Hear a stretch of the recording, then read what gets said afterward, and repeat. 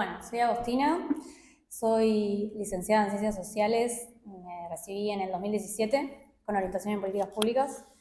Eh, trabajo en el sector privado, desde que me recibí empecé a trabajar en el sector privado y fui pasando por diversas áreas.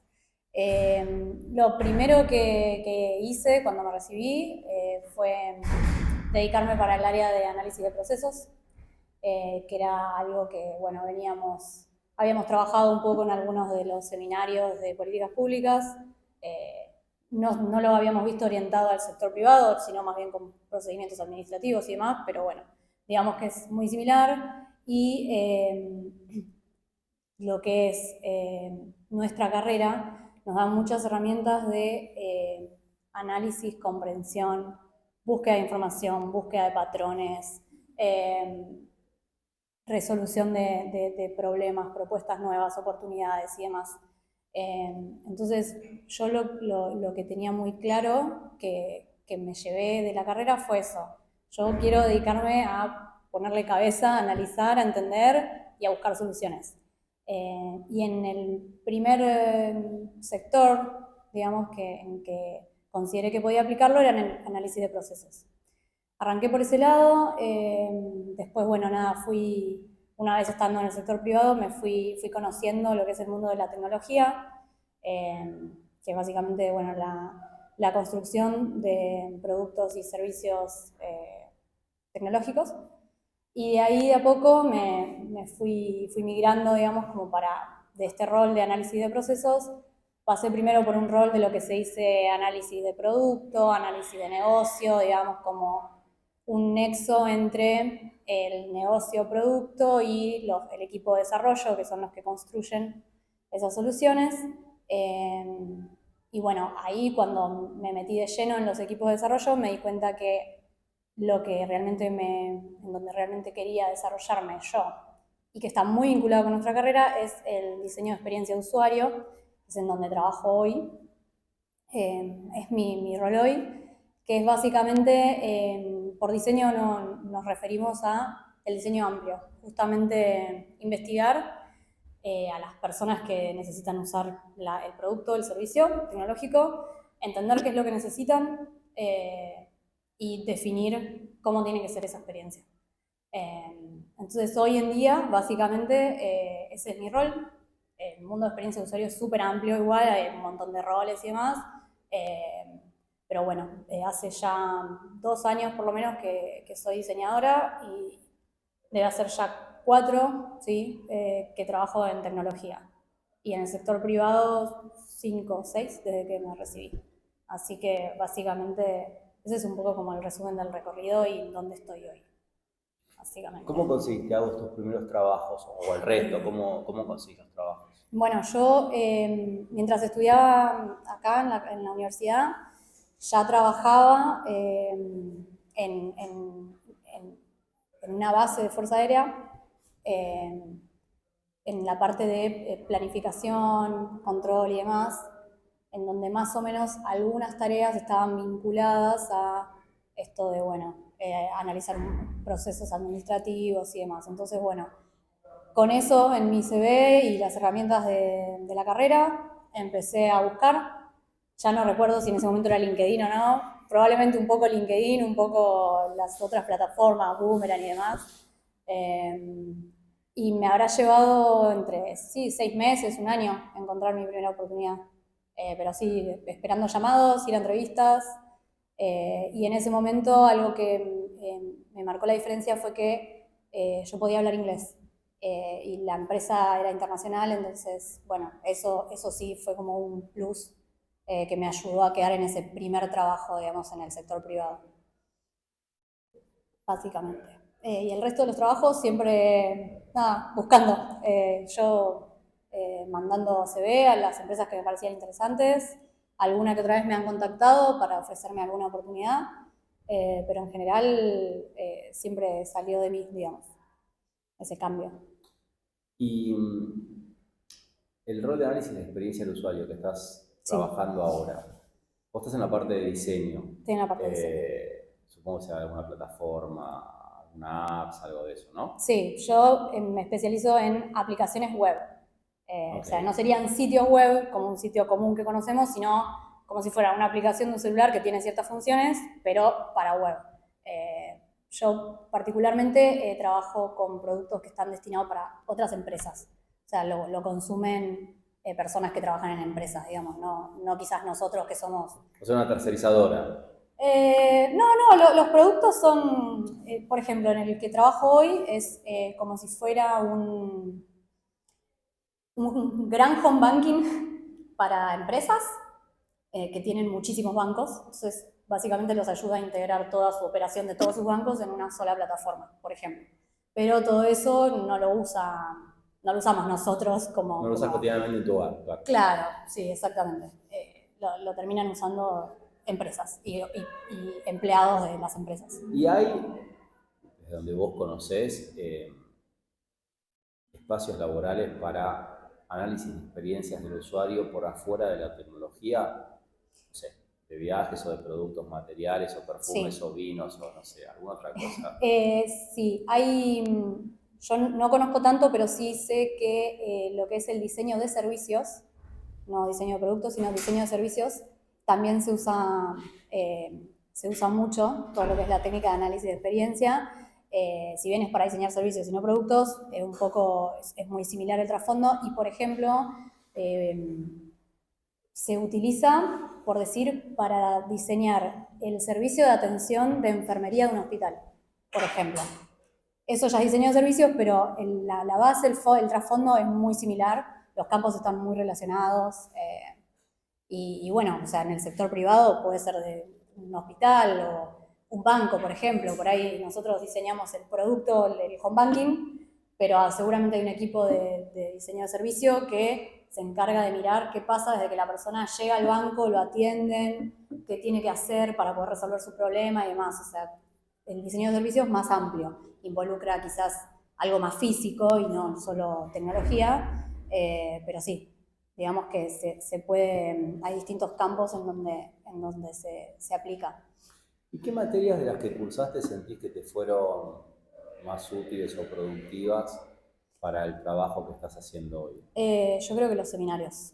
En su momento, no me acuerdo exactamente los nombres, creo que uno era instrumentos de gestión, que si no me equivoco es en el que vimos todo lo que es análisis de procesos, de procedimientos y demás. ¿Gestión pública, provincial y municipal? No, creo que era instrumentos de gestión pública.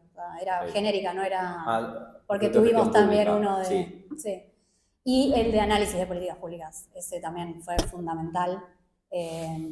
Porque en ese seminario hicimos mucho de esto de, bueno, a ver, busquemos qué es lo que hay hoy, cómo, por ejemplo, cómo está implementada esta política, cómo se diseñó, qué está pasando ahora, está fallando, no está fallando, qué se puede mejorar.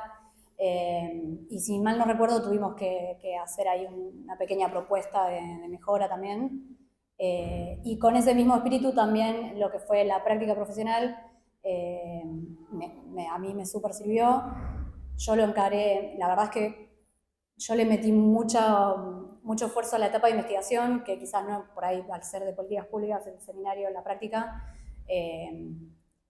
quizás no hubiera sido como tan la parte más fuerte, pero justamente como yo quería entender bien qué estaba pasando y demás, bueno, le dediqué mucho tiempo a la investigación y después a esto de sentarnos y bueno, con toda esta información que tenemos y las posibilidades de este lugar, qué solución podemos proponer. Porque bueno, además eso es muy importante, para el mundo privado todo tiene que ver con tiempos, costos y demás, entonces a veces, si bien podemos pensar soluciones ideales y fantásticas para las personas que van a usar esa aplicación, muchas veces te dicen, che, esto sale muchísima plata, esto es muy complejo y uno tiene que ser flexible y decir, bueno, a ver, con los medios que tenemos, qué podemos hacer, ¿no? Como, bueno, ir empezando a buscar alternativas y todas estas herramientas de entender todos los factores, buscar todos los patrones que tenemos y demás, siento que nos dan la posibilidad de, bueno, poder proponer muchas soluciones, adaptarnos y demás. ¿Cuánto es un tiempo estándar para hacer una evaluación de las que haces vos?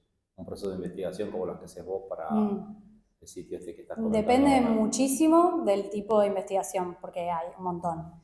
Yo en este momento no estoy 100% dedicada a investigación con usuarios, porque en donde estoy yo ahora particularmente hay un equipo que hace solo investigación. Eso depende siempre de la empresa, cómo se organizan. Pero, por ejemplo, si se trata de una investigación para desarrollar un producto nuevo o una solución nueva o una funcionalidad nueva, va a llevar mucho tiempo porque, bueno, la idea ahí es ir a entender, se usa mucho el concepto de modelo mental, ir a entender el modelo mental de las personas que van a usar eso, qué es lo que esperan, cómo resuelven hoy esos problemas o problemas similares.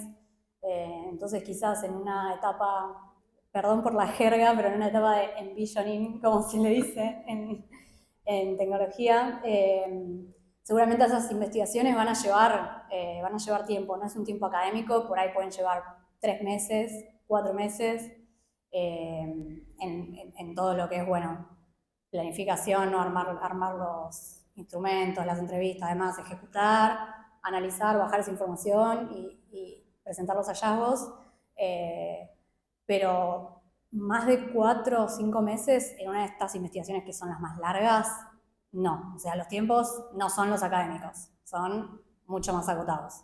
Y si bien la investigación intenta ser bastante rigurosa, de nuevo depende de la empresa y del equipo, obviamente no es tan rigurosa como lo sería en el sector académico porque por ahí no estamos necesitando estadísticas exactas, no necesitamos una muestra, bueno, hay otras cosas, hay otros criterios que flexibilizan, digamos. ¿Y ese conocimiento de alguna manera lo sociabilizan o queda siempre para la empresa? Intraempresa se sociabiliza, siempre va a depender de la empresa, pero en general lo que son los equipos de experiencia de usuario, como son nuevos, tienden a ser como horizontales y buscar compartir siempre como, bueno, primero todo lo que se genera, ¿no? Todo lo que se genera intenta que se comparta para todos los equipos que lo puedan llegar a necesitar. Y también mucho de cómo se va organizando ese equipo, qué prácticas van ejecutando, cuáles les funcionaron, cuáles no, qué tienen que iterar y demás, qué tienen que mejorar. En general se arman espacios como para quienes puedan y quieran sumarse, como para seguir construyendo sobre eso. A nivel interempresas no creo que lo hagan. Y después a nivel, por decir, el mundo de experiencia de usuario, con nosotros como diseñadores, se han armado comunidades de, nada, nosotros juntándonos a charlar del tema, básicamente, y muchas veces ahí sí se arman espacios de, bueno, contamos este caso de éxito de tal producto, tal servicio, tal investigación, tal, digamos, diseño, lo que sea, y se sociabiliza con la comunidad y con quienes se quieran sumar a escuchar eso. Obviamente depende mucho de temas de los acuerdos de confidencialidad, lo que se pueda compartir o no, ¿no? Siempre todo eso, obvio, va a depender de la empresa donde uno trabaja. Eso es muy importante. Así que, bueno, hay sociabilización, pero depende mucho de la comunidad de diseñadores, digamos, es como súper autogestionada. Gracias. Sí, quería preguntar algo a vos. Yo quería preguntarte, cuando empezaste a buscar trabajo, sí. Estas terminologías, digamos, son desconocidas, por lo menos para mí. Entonces, vos, por ejemplo, subías tu CV a una empresa que te interesaba y lo compartías, digamos, para la base general, o tenías búsquedas concretas de puestos que vos sabías que podías desempeñar con actitud. No, básicamente sería como la segunda opción que planteaste. Ya te digo, cuando yo terminé la carrera analicé y dije, bueno, ¿en qué más o menos roles que existen hoy en el sector privado yo podría involucrarme? Lo primero, por el primer lugar que fui, fue esto de análisis de procesos. En ese momento empecé buscando para analista de procesos y similares, digamos, ¿no? Todo lo que tuviera que ver con eso y buscaba, digamos, por ahí.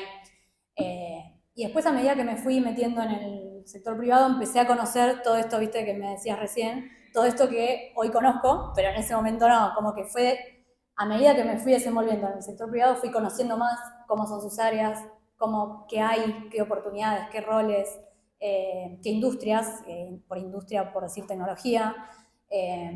Entonces ahí fui, a medida que fui viendo más o menos qué roles me iban interesando, bueno, fui por ahí haciendo alguna capacitación cortita, ajustando mi CV, empezando a buscar por ese lado.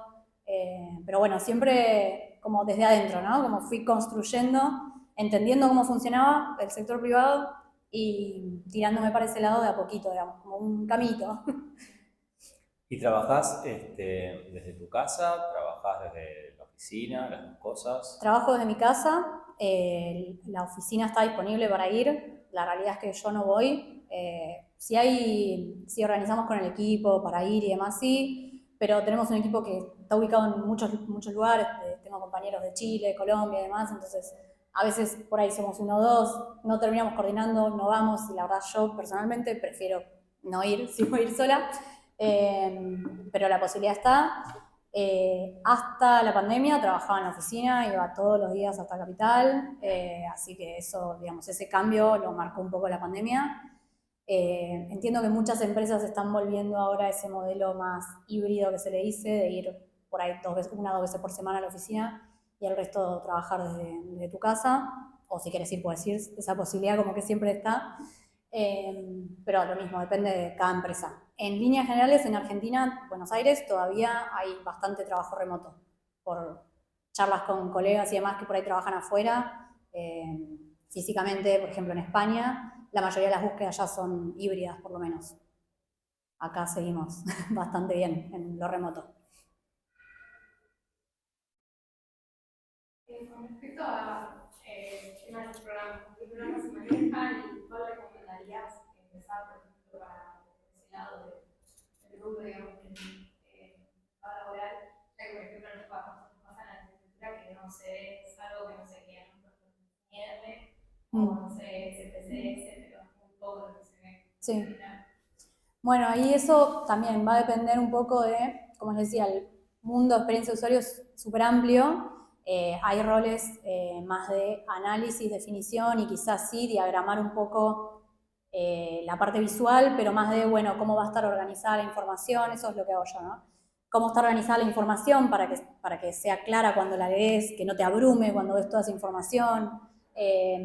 Si es un proceso que tiene pasos, cómo los separamos, cómo los organizamos para que se pueda hacer de manera fácil, entendible, bueno. Eso es por ahí lo que hago más yo, que es más de análisis. Después hay gente que se dedica 100% a lo visual, o sea, colores, algo más que nosotros por ahí podemos asociar más con el diseño gráfico. Colores, tipografía, bueno, ya como lo más visible, lo más lindo. Y hoy hay una tendencia de todo el rubro de experiencia de usuario a usar un software que se llama Figma, que es gratuito, tiene sus límites, pero es gratuito, que se puede usar con el nivel de profundidad que vos quieras. O sea, podés usarlo hasta para diseñar lo que vas a ver construido una vez que esté desarrollado, hasta para, por ejemplo, hacer cuadraditos grises indicando a dónde tiene que ir, no sé, acá va una foto, acá va un título, acá va... la herramienta que más se usa es esa. Después hay otras herramientas colaborativas que no sé, quizás ya se conocen, no sé, Mural, que el Mural, yo cuando hice la práctica, siempre cuento lo mismo, cuando tuve que bajar toda la información que analicé, la bajé en Post-it, lo pegué en el piso, lo agrupé, bueno, todo eso ahora hay programas para hacer eso. En ese momento yo lo hice en el piso, bueno, ahora hay programas, por ejemplo, para hacer eso. Uno se llama Mural. Entonces, por ahí los equipos que están más dedicados a investigar usan esa plataforma como para organizar la información y demás. Pero como software para empezar a aprender, si te querés dedicar al diseño y a la parte más visual, Figma, siempre. Figma.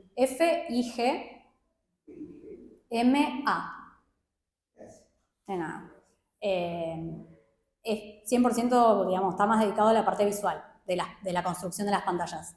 Pero bueno, en YouTube hay un montón de tutoriales y práctica a full. Yo cuando empecé no entendía nada y hay que dedicarle mucho tiempo, pero si te gusta, la verdad es que, bueno, puede ser entretenido, ¿no? Es como todo.